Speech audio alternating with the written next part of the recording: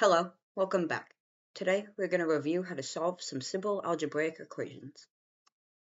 To begin this video, we will learn about equations, but we aren't talking about the equations you're likely thinking of. We have some combination of numbers and operations on one side, and you evaluate it to find the other side. Instead, the type of equation we'll be working with from now on has both sides filled out with a variable in the mix. Like these.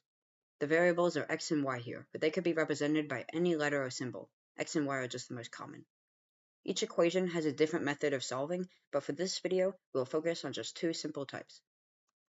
The first of which is the form that's on screen, where x is the variable that we are solving for, and a and b are constants, meaning that they can represent any number each.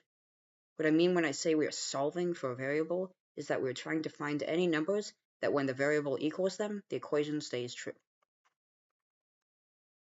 Let's try it out on the equation on screen. What the equation is saying is that 2 times some number equals 8, and we are trying to find that number. To do that, we can use the main method for solving equations, which is to isolate the variable.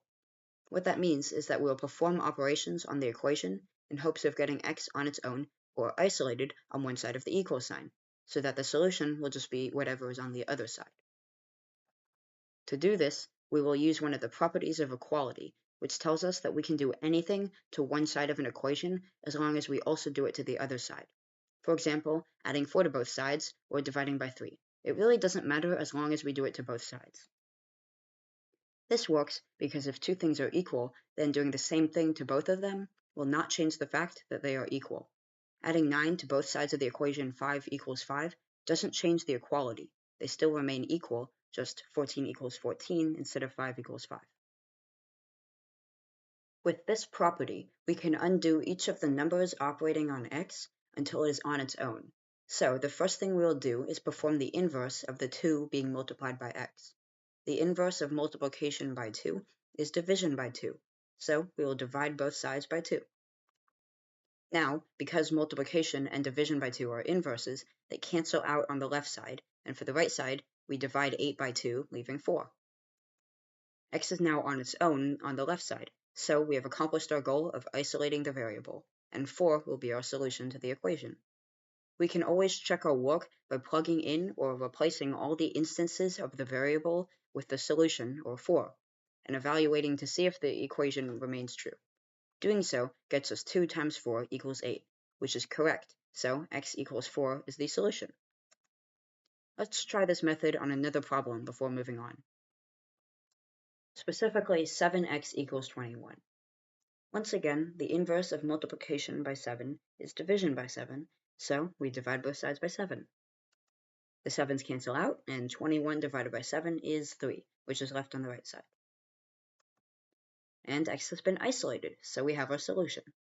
As always, we should check our work by plugging in 3 for x, which gets us 7 times 3 equals 21, which it does, so x equals 3 is in fact a solution. The other type of equations we're going to learn to solve in this video is equations in standard form, which is the form on screen. Equations like these can be solved using the same method we have been using. However, it will often take more than one step. Let's try out a practice problem to learn the new method. Given we already know how to solve an equation where something times x equals a constant, we can try and turn this equation into such an equation, which we can do using the already established rule. To do so, we can perform on both sides the inverse operation of plus 12, which is minus 12.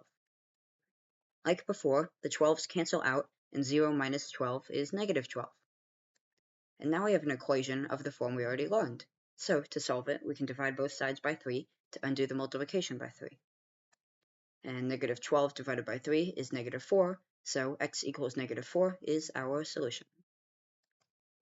As you can see, quite often you will get a negative answer in these equations, which doesn't change anything, but it's good to be aware of. I won't show it anymore for the sake of time, but you can still check your work the same way by plugging in 12 and seeing if the left side evaluates to 0, which it should. Now that we know the method of solving equations in standard form, we will do a few more practice problems to show some edge cases and get more practice in. We will be solving problems like this for a long time, so it would be nice if we had a slightly faster way of solving equations. The first thing we can do to dramatically speed up the solving process is to not write the operation we are doing to both sides, but just do it and write the result. To better illustrate what I mean, we will solve the rest of the equations in this video using this method. For this problem, the first step is to undo the plus 45 by subtracting 45 from both sides, canceling it out on the left side and becoming negative 45 on the right side. As you can see, instead of writing the minus 45, we just calculated it and wrote the results. Moving on, the next step is to divide both sides by negative 9 to cancel it out. For the right side, we will be left with negative 45 divided by negative 9, which is just 5. Doing algebra with integers can get quite messy, so if something ever feels off, I like to say what I'm doing out loud so that I can hear it to check for mistakes. This next problem may not look like it's in standard form because of both the fact that x is not being multiplied by anything and that b is being subtracted instead of added. However, both of these things can happen in standard form. A is just 1, so we don't write it because it does nothing, and b can be thought of as a negative number being added instead of subtracting a positive number. With that in mind, the first step of this problem is to add 8 to both sides to cancel it out, which leaves us with x equals 8. That was a much shorter problem, which can sometimes happen if you get lucky. Either way, let's do just one more problem to get in a bit more practice. In this problem, we have a fraction as a constant, which doesn't really change the way we do things, but it is good to note as another thing you may encounter. Anyways, as always, the first step is to undo b by adding 6/7 to both sides, so it cancels out and leaves positive 6/7 on the right side. Next, we divide both sides by 3, which for the fraction we could do two different ways. The one I will pick, however, is simply dividing the numerator by 3, which leaves 2/7 as our answer. Unsurprisingly, we have a fraction for our answer due to one constant being a fraction. Anyways, that's all the problems I have prepared for this video, so now it's time for you to do some comprehension questions to help you remember. Pause to try them out.